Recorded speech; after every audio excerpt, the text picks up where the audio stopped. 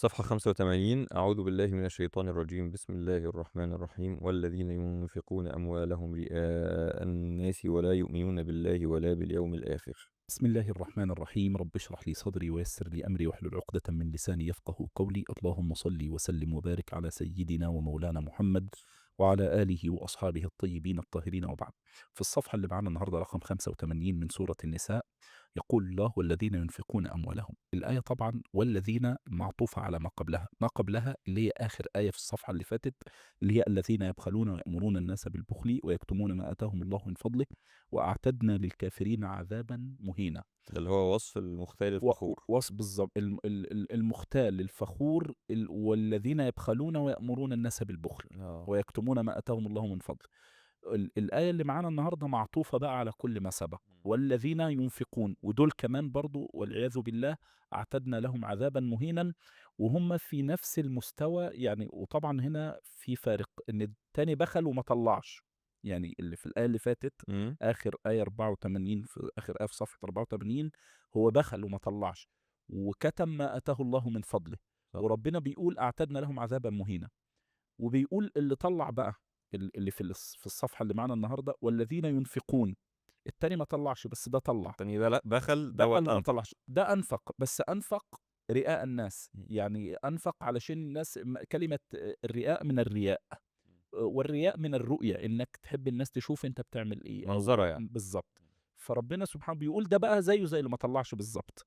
بيقول: والذين ينفقون أموالهم رئاء الناس ولا يؤمنون بالله ولا باليوم الآخر. طبعا نفى عنهم الإيمان بالله واليوم الآخر ليه؟ لأنه لو مؤمن بالله واليوم الآخر هينفق ابتغاء مرضات الله وابتغاء اليوم الآخر. هينفق عشان رضا ربنا مش عشان رضا الناس، عشان ربنا يشوفه مش عشان الناس هي اللي تشوفه. فهو بيتخلص. عشان كده في الحديث القدسي ربنا يقول: أنا أغنى الأغنياء عن الشرك. و... ويؤتى بالعبد يوم القيامة وله عمله فيقول: خذ ما عملت وما أشركت بي. يعني خد عملك والشرك اللي انت أشركت بيه، سواء كان ناس أو أي حد انت بتدخله مع ربنا سبحانه وتعالى. قال: والذين ينفقون أموالهم رئاء الناس ولا يؤمنون بالله ولا باليوم الآخر ومن يكن الشيطان له قرينا فساء قرينا. ربنا بيبين ان السبب في اللي هم واصلين له ان قرين يعني ملازم له. طيب هو في حد فينا من الشيطان مش قرينه؟ يعني سيدنا رسول الله صلى الله عليه وسلم بيقول ان ما فيش انسان الا وله قرين من الشيطان. قالوا له: حتى أنت يا رسول الله؟ قال: إلا أن الله أعانني عليه فأسلم. قال: حتى أنا عندي قرين بس ربنا أعني عليه فأسلم. طيب يعني الشيطان سيدنا النبي عليه السلام أسلم. أسلم، امم. نعم. فنيجي احنا نقول: طيب ما أنا عندي شيطاني، طب إزاي أنا هتخلص من القرين؟ هنا نقول: ما هي دي بقى ده موطن الجهاد بتاعك. يعني هنا الحتة لما ربنا يقول: ومن يكن الشيطان له قرينا، الشيطان يعدكم الفقر ويأمركم بالفحشاء، إن الشيطان لكم عدو فاتخذوه عدوا. فلما تحدد مواطن العداوة ومواطن المحبة، فبتبدأ تشوف إيه السبل اللي أنت بتجاهد فيها، إزاي تبعد عن الشيطان وطريقه، وإزاي تقرب من علاقتك بربنا سبحانه وتعالى، وتشوف إيه السبل اللي ترضي ربنا سبحانه وتعالى، ما ترضيش نفسك وهواك وشيطانك وغرورك ودنياك. عشان كده قال: ومن يكن الشيطان له قرينا. قرينا يعني مصاحبا وملازما لا ينفك عنه، فساء قرينا من السوء والعياذ بالله ومن الخسران ومن الضلال. وماذا عليهم لو آمنوا بالله واليوم الآخر وأنفقوا مما رزقهم الله. ماذا عليهم؟ يعني ربنا سبحانه وتعالى ماذا عليهم دي الضمير يعود في عليهم، على الاثنين اللي يبخلون ويأمرون الناس بالبخل، ويعود على الذين ينفقون أموالهم رئاء الناس. فالضمير هنا عايد على اللي بخل وما طلعش وقال للناس ما تطلعوش وكتم ما أتاه الله من فضله، وعائد على اللي بيطلع بس بيطلع مش عشان ربنا، عشان الناس تقول ان هو طلع. فبيقول: وماذا عليهم لو آمنوا بالله. هم لو آمنوا بالله واليوم الآخر فهيخلوا أعمالهم موجهة، هيبقى عارف إن المال ده من ربنا سبحانه وتعالى، فهيطلع حق ربنا فيما أقامه الله فيه. وطبعا كل إنسان بيقف على حق الله سبحانه وتعالى على مراده. ودايما إحنا بنقول للناس: مش فكرة الصدقات إن ربنا بياخد منك فلوسك أو ربنا بيطلع منك، ربنا بيخرجك من ملكيتك لملكيته. وده اللي دايما بنناشد بيه في الزكاة. يعني دايما كل الناس بتظن ان فكرة الزكاة 2.5%، فانا بطلع عدد وبحسب عدد. هو وربنا سبحانه وتعالى لما يأمرك انك تطلع من المال ده، من الفقير، من الغني للفقير، ويبقى حق للفقير في مالك، وربنا يثبته ان هو حق. يقول: والذين في اموالهم حق حق معلوم. معلوم. هو بيعمل إيه؟ هو بيقول لك ده له فلوس عندك، والفلوس دي مش فضل منك عليه، ومش شحاتة هو بيشحتها منك. ده ربنا اداها لك عشان تديها له يعني. بالضبط. يا أنت شغلتك موصّلاتي. اه. وربنا بيربيك هنا إنك تخرج من فركة ملكيتك، إن أنا عندي مالي، أنا عندي بيتي، أنا عندي أرضي، أنا عندي تجارتي، أنا عندي شركتي. فعشان كده هو بدأ هنا بالإيمان، قال لو آمنوا بالله وماذا عليهم لو آمنوا بالله ما قال بدأش بالإنفاق، ايوه. هو بدأ بالإيمان عشان لمّا تعتقد مفهوم الإيمان، فمفهوم الإيمان هيعرّفك إن المال ماله، مش مالك أنت. هو سبحان الله ملحوظة لسه واخد بالي منها دلوقتي وحضرتك بتتكلم، إن في الآية اللي قبلها والذين ينفقون أموالهم، نعم، هم شايفين إنها أموالهم، نعم. وهنا وأنفقوا مما رزقهم الله، فهنا إنها ده ده رزق فِهِم. ربنا اداه لك، ده فهم مختلف. الأخراني فِهِم، الأولاني ما فهمش. امم. هو الأولاني بيطلّعها رئاء الناس اعتقاد إن دي فلوسي أنا، ايوه. فعشان كده ثبتها له. التاني رجّعه لربنا لأنه سبحان آمن الله. بالله واليوم الآخر، قال: "وماذا عليهم لو آمنوا بالله واليوم الآخر وأنفقوا مما رزقهم الله. الله وكان الله بهم علي. عليمًا." طبعًا عليمًا هنا يعني عليمًا بنياتهم حينما ينفقون. الإنفاق على أحوال شتى، كل واحد اللي بيبقى عارف نيته في اللحظة ديًّا هو ربنا سبحانه وتعالى. إن الله لا يظلم مثقال ذرة وإن تك حسنة يضاعفها ويؤت من لدنه أجرا عظيما. إن الله لا يظلم، أي أن الله سبحانه وتعالى لا يظلم عبدا من عباده مثقال ذرة. ودايما بنقول الذرة يعني هي التي لا ترى بالعين المجردة. يعني أحيانا يعبروا عنها يقولوا هي الهباء المنثور اللي بيبقى طالع من التراب، أو الهبو اللي بيبقى طالع من الشيء اللي عشان تشوفه لازم أن تكون مركز قوي عشان تنظر إليه، لا مش أو طالع. الذرات اللي هو المكون بيها كل العالم. الوجود كله من امم. من من ورائيات الوجود. طب مثقال ذرة، وهتلاقي الآية دي متكررة في أكتر من آية، أعظمها وأكملها في سورة الزلزلة التي قال الله فيها: فمن يعمل مثقال ذرة خيرا يره ومن يعمل مثقال ذرة شرا يره. الآيتين الأخرانيين في سورة الزلزلة سيدنا النبي صلى الله عليه وسلم بعد ما سمعهم قال مش عايز حاجة تانية، قال يعني ما أحب أن أسمع بعد ذلك.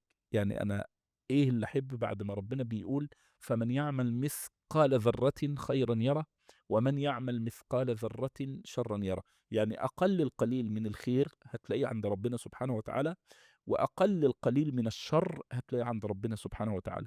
فربنا ما بيظلمش إنسان. طبعا معقبات الآية ليه؟ لأن هي بتتكلم قبل كده في الإنفاق، وبتتكلم في الرياء، وبتتكلم في البخل، وبتتكلم في الاغتيال، وبتتكلم في الفخر. ما هي الآية جاية بعد دول كلهم. ايوه. يعني ربنا قال إيه؟ لا يحب من كان مختالا فخورا.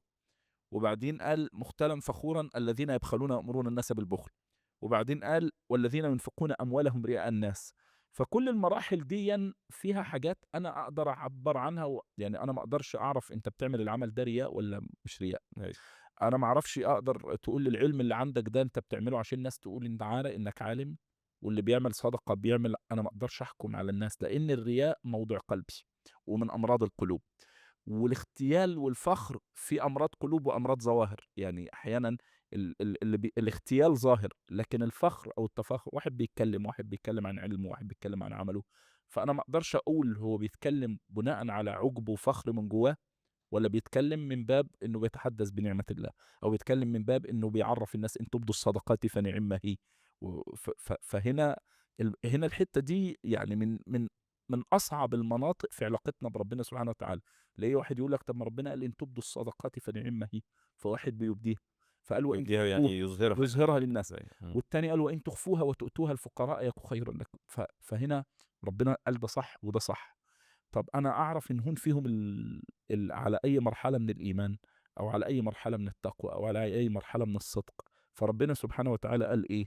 قال إن الله لا يظلم مثقال ذرة. امم. يعني ما داخل خبايا النفوس وأحوالها ربنا سبحانه وتعالى مش هيظلم إنسان حقه. إن الله لا يظلم مثقال ذرة وإن تك حسنة. حسنة يعني صدقة أو بر أو إحسان أو عمل خير أو عمل، يضاعفها ويؤتي من لدنه أجرا عظيما. يعني فضلا زائدا وكرما من الله سبحانه وتعالى أكثر مما أعطيت أنت وأكثر مما قدمت يعني اللي أنت. عمل حاجة صغيرة مش هيظلمه ويعتبرها له حاجة أكبر بالضبط. واللي عمل حاجة كويسة هيضاعفها له زي ما يضاعفها ويؤتي من لدنه أجرًا. مش هيضاعف مش هيضاعف السيئة، السيئة. لكن هيضاعف لك الإيه، هيضاعف حسنة. لك الحسنة.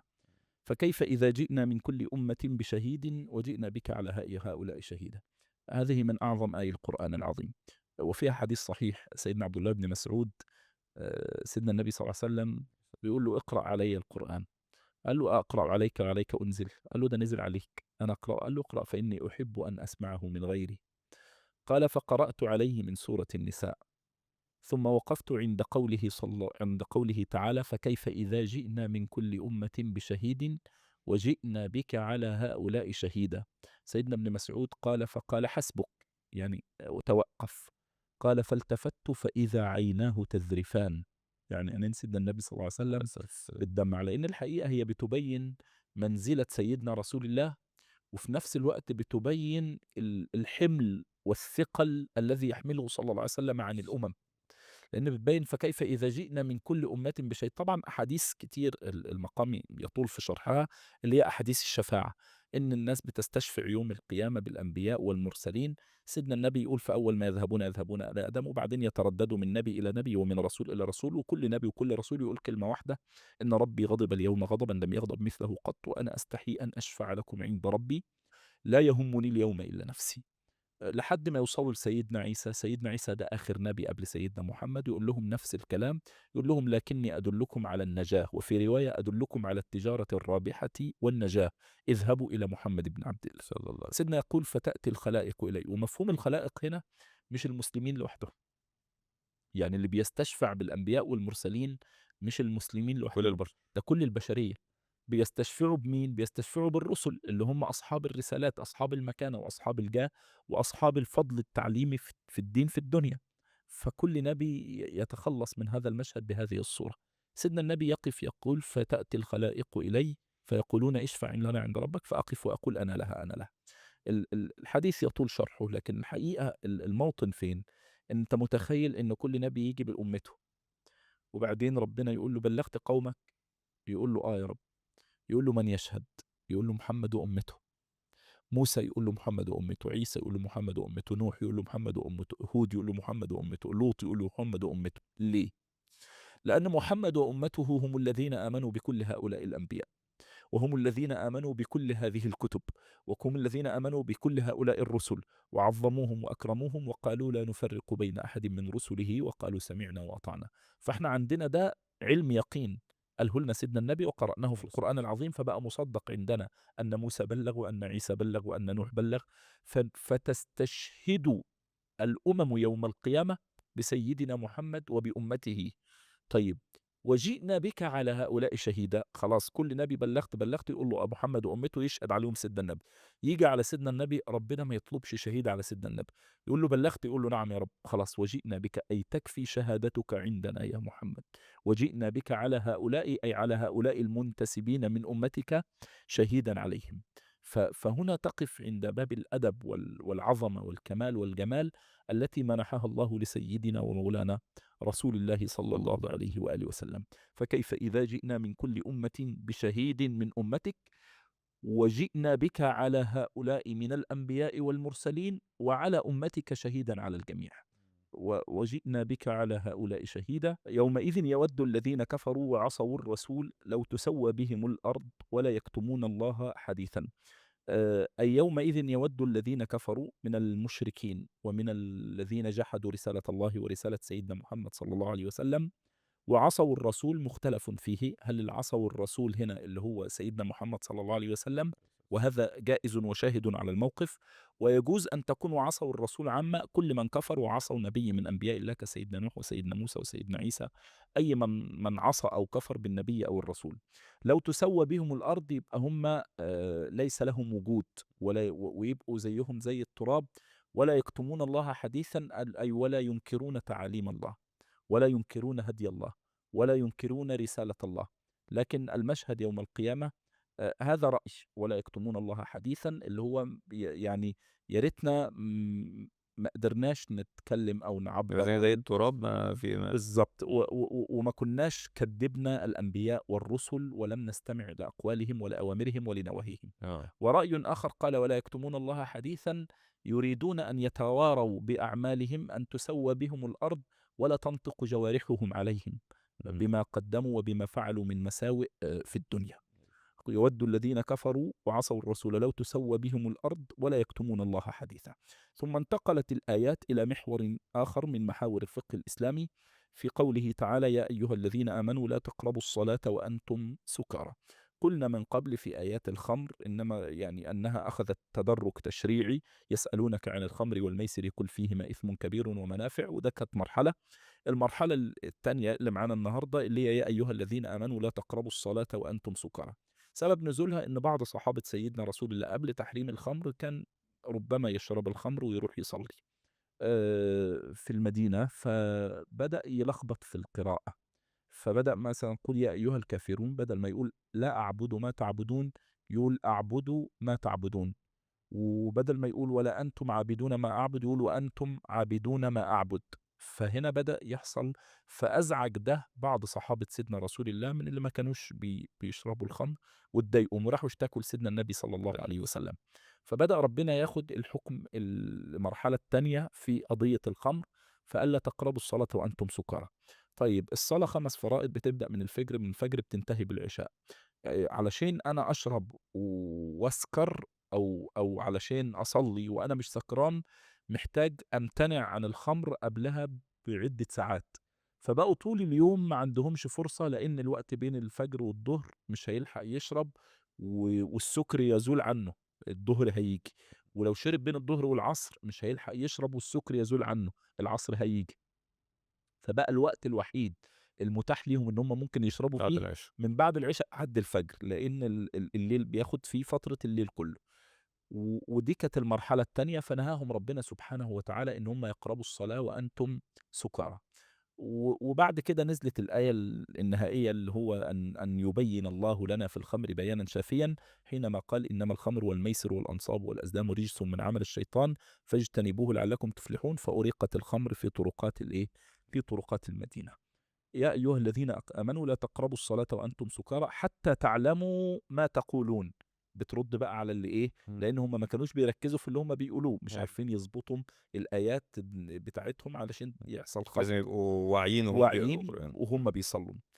ولا جنبا إلا عابري سبيل حتى تغتسلوا. طبعا على فكرة بعض الفقهاء خد من الآية دي إن حتى صلاة النائم الإنسان لما يبقى النوم غالب عليه ما يصليش.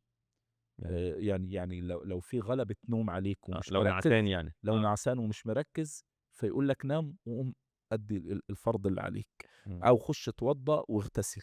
جدد نشاطك صحصح. علشان تبقى مركز وانت بتصلي. ما تصليش وانت في حالة ما فيهاش تركيز، علشان ده ممكن يعود على صلاتك نفسها بخطأ أو بلخبطة أو بخلط وانت مش مدرك لما تقول. يعني ده مش معناه إن أنت ما تصلّيش وأنت يعني مثلًا واحد بيقوم يصلّي الفجر مثلًا أكيد بيبقى نعسان نعم. وعايز ينام وكده، لا مش معناه إن أنت خلاص ما تصلّيش الفجر علشان وتصحى بتبقى مكسل، لا طبعا، آه. لا طبعا. ف لا لا لا إمم. لا. يا أيها الذين آمنوا لا تقربوا الصلاة وأنتم سكارى حتى تعلموا ما تقولون ولا جنبا إلا عابري سبيل حتى تغتسلوا. الجنب الجنابة اللي بتحصل للإنسان بتحصل بالجنابة على أقسام. في حدث أكبر وفي حدث أصغر. الحدث الأصغر اللي هو منه الوضوء، اللي هو ما خرج من السبيلين، هو بول، بول براز أو براز، أو ريح. وده منه الوضوء. إمم. طيب حدث أكبر زي الجماع، زي الحيض، زي النفاس بالنسبة للنساء، زي الاحتلام اللي خرج يعني نتج عنه خروج مني من الإنسان، ده بيجب فيه الإيه؟ بيجب فيه الغسل. الغسل. فلا جنبا لا تقربوا الصلاة أيضا جنبا. طيب إلا عابري سبيل حتى تغتسلوا. في إلا عابري سبيل هنا بيتكلموا في إلا عابري سبيل في دخول المسجد ولا لو أنت مسافر. لأن عابر السبيل هنا يقولوا إيه؟ لا تقربوا الصلاة وأنتم سكارى حتى تعلموا ما تقولون ولا جنبا. ولا لحد هنا تقربوا كويس. الصلاة وأنتم جُنُب ولا يعني. تقربوا الصلاة أيضا وأنتم جنب. إمم. طيب ولو أنا دخلت المسجد علشان أغتسل فيبقى اسمه عابر سبيل. آه. ويجوز أن يكون عابر السبيل هنا اللي هو من انقطع به الطريق، اللي هو عابر سبيل ومش لاقي مية. آه. فده هيجي له بقى الحكم اللي هيترتب: ولا جنبا إلا عابري سبيل حتى تغتسلوا. وإن كنتم مرضى أو على سفر أو جاء أحد منكم من الغائط أو لامستم النساء فلم تجدوا ماء. طيب، هو الطبيعي إنك يبقى الأصل عندك الطهارة. الطهارة دي بتاخد 3 مراحل: استنجاء، وضوء، اغتسال. الاستنجاء والوضوء من الحدث الأصغر.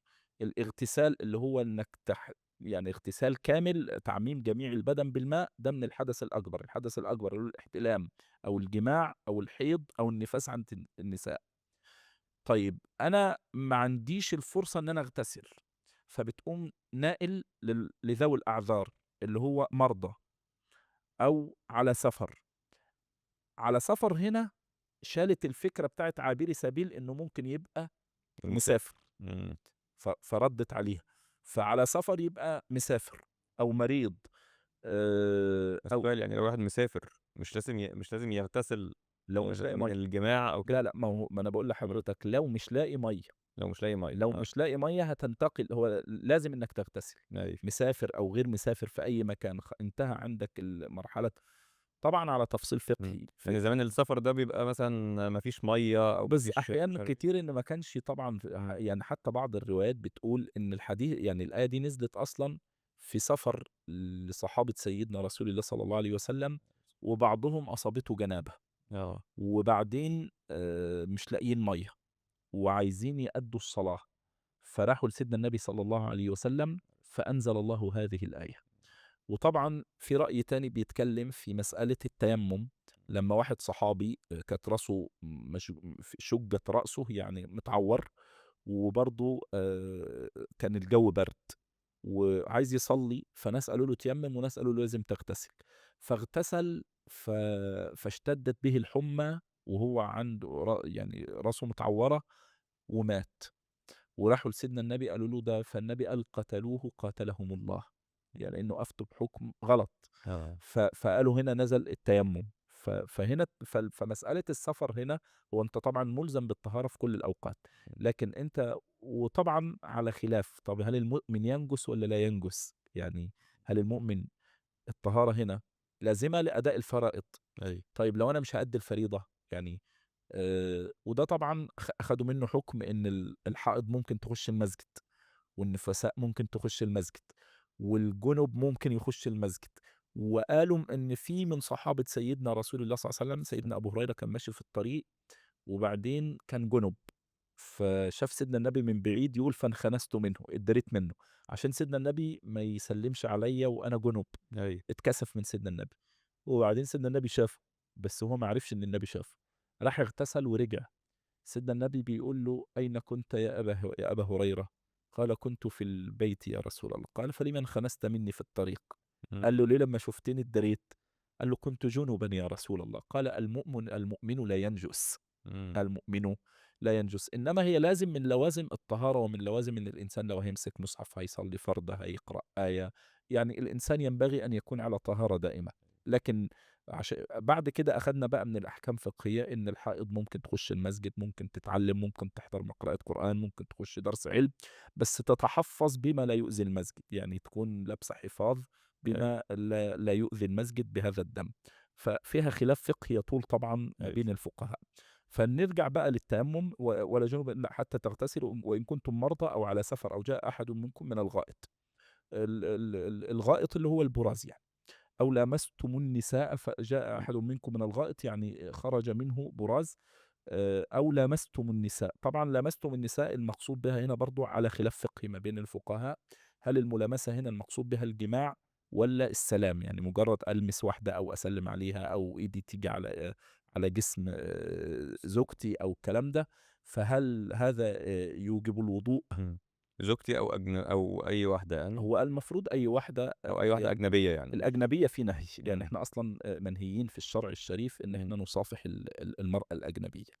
إمم. وإن صافحنا فبنصافح لعُذر، يعني سِت كبيرة، سِت مش قادرة، سِت يعني، لكن شرعًا في نهي في مصافحة الأجنبية. وإن كان فيها خلاف عند ب الإمام أبو إمم. حنيفة، إمم. بيتكلم فيها، هم بيقولوا النبي ما صافحش المرأة الأجنبية، بس سيدنا أبو بكر صافح وسيدنا عمر صافح. واختلفوا هل تنقض الوضوء ولا لا تنقض، فقالوا إذا كان اختلفوا في مصافحة الأجنبية هل تنقض ولا لا تنقض، فالمصافحة إمم. موجودة. أيوه. وآراء كتير للفقهاء في المسألة. لكن هنا المقصود بها الزوجة أو لامستم النساء. ومن باب أولى إذا كانت الزوجة الملامسة ممكن توجب معك الوضوء، فمن باب أولى الملامسة ممكن لغير الزوجة اللي هي مش زوجتك، فهل الأجنبية ما تجبره؟ دام مش مامتك، بالض بنتك، أختك. بالضبط، مش ماشي. محرم يعني. آه. وبيرجعوا يفصّلوا تاني الفقهاء يقولوا هل اللمس كان بشهوة والّا بدون شهوة؟ آه. فلو بشهوة يوجب الوضوء، طب لو بدون شهوة لا يوجب الوضوء. طب كنت و و قصد ووجد يفصّلوا برضه هل سِنّها كبير والّا سِنّها صغير، هل فيها طمع الأنوثة إمم. وما ارتجى منها من شهوة. أيوه. فده كلّه تفصيل فقهي في المسألة. ولكن المقصود بالملامسة هنا الجمهور بيقول إن الملامسة هنا هي الجماع، وعبّر بالملامسة وأراد بها الإيه، الجماع. وأبر بها. طب ليه ما عبّرش بالجماع مباشر؟ قالوا وهذا نوع من صيانة الألفاظ في القرآن، أيوه. يعني عشان ما يصرّحش بالإيه، بالكلمة فيقول لك أو جمعتم، فقال أو لامستم النساء وقصد بالملامسة الجماع. فلم تجدوا ماءً فتيمموا صعيدًا طيبًا. الصعيد الطيب هو كل ما ارتفع عن الأرض. بنرجع لقضية التيمم، بنقول طيب لو الإنسان مريض أو الإنسان مش لاقي مَيّة أو الإنسان الدكتور رخّص له في التيمم، يجوز له التيمم، يجوز له التيمم. طيب التيمم صعيدًا طيبًا على خلاف فقهي بقى. يقولوا إيه الصعيد الطيب؟ قالوا كل ما ارتفع عن الأرض. كل ما ارتفع على الأرض، فالإمام مالك فتحها خالص. يعني الإمام مالك قال إيه؟ يجوز التيمم بالنبات، إمم. ويجوز التيمم بالحجر، ويجوز التيمم بالحائط. أبو حنيفة ومالك بيقولوا بالحائط، وإحنا بنقول بنفس الرأي دَوًّا تيسيرًا وتخفيفًا على الناس. ليه؟ يعني أنت لو في سرير وجنبك حيطة، لو ما جنبكش حيطة وجابوا لك طوبة أو زلطة أو أي حاجة، فكل ده اسمه صعيدًا طيبًا. يعني كله إيه؟ إمم. قالوا كل بس ما يعني هو ممكن على الكرسي مثلًا كده لأ، والّا لازم؟ ليس من لابد من أصل الأرض.